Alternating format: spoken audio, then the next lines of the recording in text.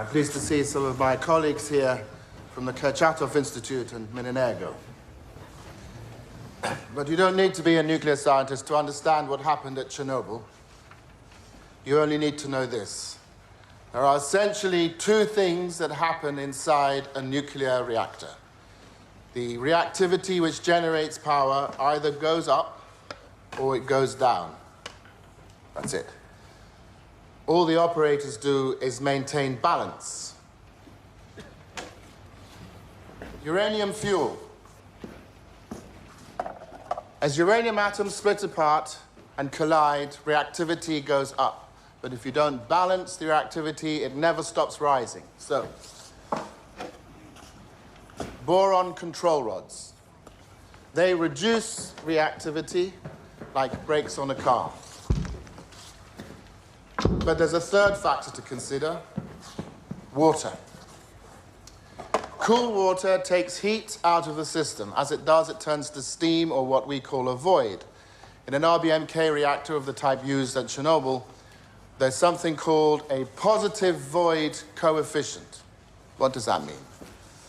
It means that the more steam present within the system, the higher the reactivity, which means more heat, which means more steam, which means it would appear we have a vicious cycle on our hands.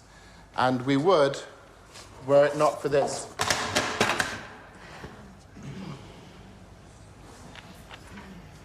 And we would, were it not for this, the negative temperature coefficient. When nuclear fuel gets hotter, it gets less reactive. So, fuel increases reactivity.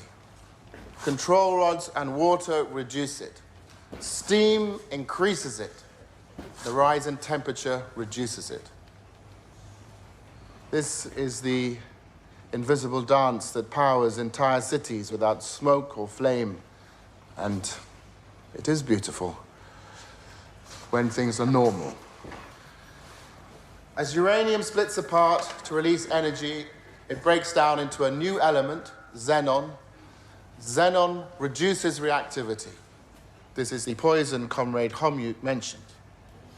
When the core is running at full power, it burns the xenon away before it can cause a problem.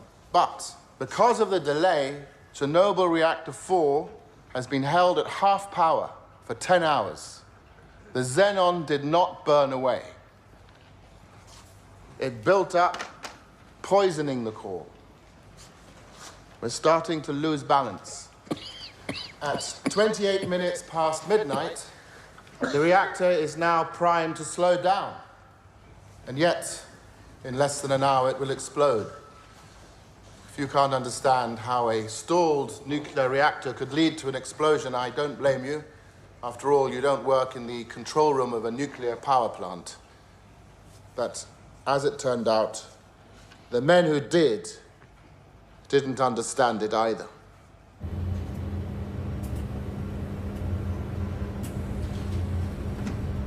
Easy now. Take it down. Good. Like that. You should have finished by now.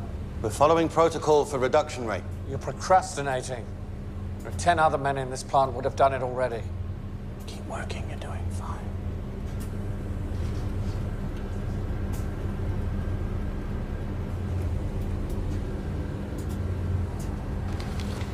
Kirschenbaum, come get me when these old women are ready.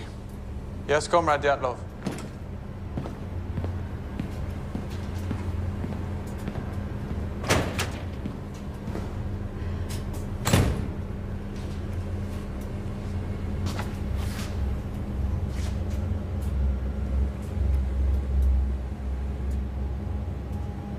Okay, very slow now. Let's ease it down to 700. Whoa, slow. I didn't move any rods there.